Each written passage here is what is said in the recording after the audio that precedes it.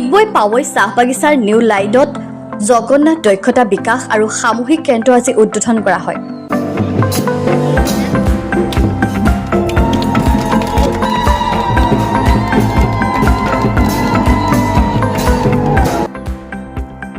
উদ্বোধন কৰে বিধায়ক সুৰেন ফুকনে। 1,40,00,000 টকাৰে নিৰ্মাণ কৰা সামূহিক কেন্দ্ৰটো উদ্বোধনী অনুষ্ঠানত বাগিচাখনৰ কেইবা শতাধিক লোক উপস্থিত থাকি বিধায়কজনৰ সৈতে ঝুমুৰ নাচে।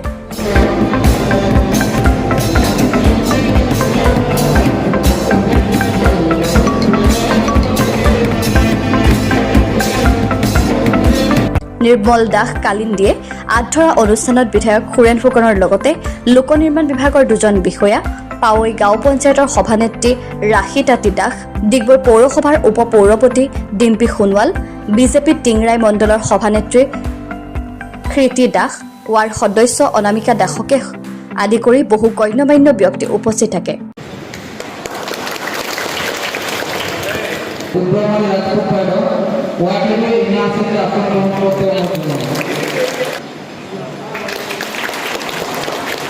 সামূহিক কেন্দ্ৰটো মুকলি কৰাত উৎফুল্লিত হৈ পৰিছে স্থানীয় চাহ শ্ৰমিক আৰু ৰাইজ।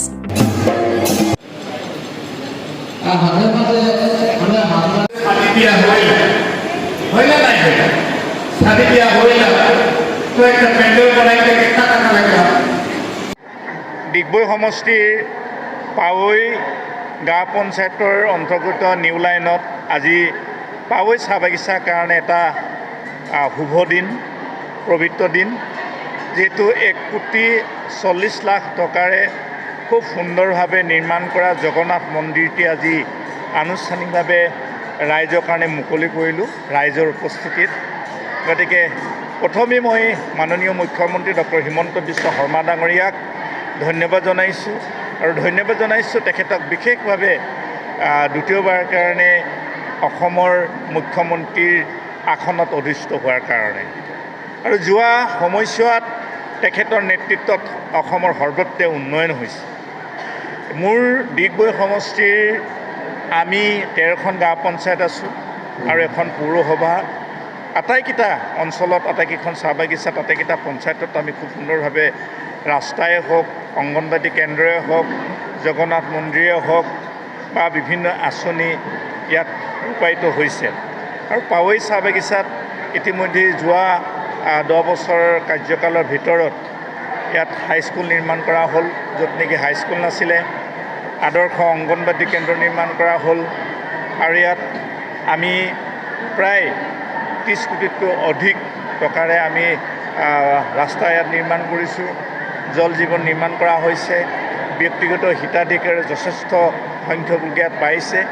গতিকে ৰাইজ সুখী আৰু এই পঞ্চায়তখনৰ পৰা যথেষ্ট ভোটৰ ব্যৱধানত সেইকাৰণে এইবাৰ মোক নিৰ্বাচিত কৰিছে, তাৰ কাৰণে মই ধন্যবাদ দিছোঁ।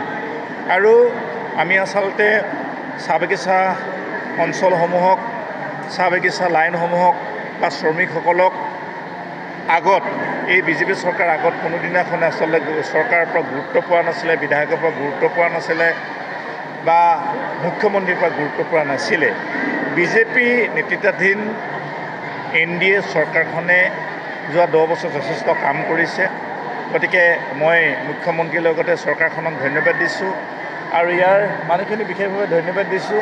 ইয়াত প্ৰতিটো চৰকাৰী যিবিলাক অনুষ্ঠান আছে খুব সুন্দৰকৈ ৰাখিছে আৰু অনাগত দিনবিলাকত বিশেষকৈ এই মন্দিৰটো অকল ইয়াত পূজা পাতল কথাই নহয়, এই মন্দিৰত তেওঁলোকে যিখিনি ধৰ্মীয় ৰীতি নীতিৰ হিন্দু ধৰ্মীয় ৰীতি নীতি যিখিনি কাম কাজ কৰিব, তাৰ উপৰিও আমাৰ আচলতে যিবিলাক বিবাহ বা আমাৰ যিবিলাক মৃতকৰ সকাম হয়, তেওঁলোকৰ নিজৰ ঘৰৰ সন্মুখত এটা পেণ্ডেল বনাব পৰা সামৰ্থ্য নাথাকে। একোটা পেণ্ডেল বনাবলৈ 40,000 50,000 টকা ব্যয় হয়। গতিকে তেওঁলোকে দিন হাজিৰা কৰাত তেওঁলোকে যথেষ্ট অসুবিধা হয়। কিন্তু চৰকাৰখনে খুব সুন্দৰ এটা চিন্তা কৰিলে, মৃতকৰ কাম ইয়াত কৰিব পাৰিব, বিবাহ ইয়াত কৰাব পাৰিব, বাকী অন্যান্য সভা সমিতি কৰিব পাৰিব আৰু পূজা পাতল ইয়াত কৰিব পাৰিব। গতিকে 1,40,00,000 টকাৰে চৰকাৰে যি অনুদান দি কিনে ইমান সুন্দৰ জগন্নাথ মন্দিৰটি নিৰ্মাণ কৰিছে, তাৰ কাৰণে মই ধন্যবাদ দিছোঁ। আৰু বিশেষকৈ এই নিৰ্মাণ কাৰ্যত আমাৰ এজন ভাতৃপ্ৰতিম আছে, আমাৰ প্ৰবীৰ মণ্ডল। এই প্ৰবীৰ মণ্ডলে খুব সুন্দৰকৈ খুব কমৰ ভিতৰত সাজি কাচি ধুনীয়াকৈ আজি মুকলি কৰাত সহযোগিতা কৰিলে মই প্ৰবীৰ মণ্ডলক মই ধন্যবাদ দিছোঁ। সাংবাদিক বন্ধুসকলকো ধন্যবাদ দিছোঁ, যিহেতু যোৱা 10 বছৰ কাৰ্যকালত আপোনালোকৰ সহযোগিতাত আপোনালোকৰ পৰামৰ্শত ডিগবৈ যথেষ্ট আমি উন্নয়ন কৰিবলৈ সক্ষম হৈছোঁ আৰু অহা 5 বছৰত আপোনালোকৰ সহযোগিতা পৰামৰ্শ সদায় লাগিব। আৰু মই বাৰম্বাৰ কৈছোঁ, ৰাইজে বেয়া পোৱা কাম, ৰাইজে মনত দুখ পোৱা কাম কোনোদিন নকৰোঁ। মোৰ সামৰ্থ্য অনুসৰি মই কঠোৰ পৰিশ্ৰম কৰোঁ আৰু কৰি যাম। আপোনালোকৰ সহযোগিতা লাগে, আশীৰ্বাদ লাগে, এইখিনিয়ে কথা। Bureau Report, Big Company.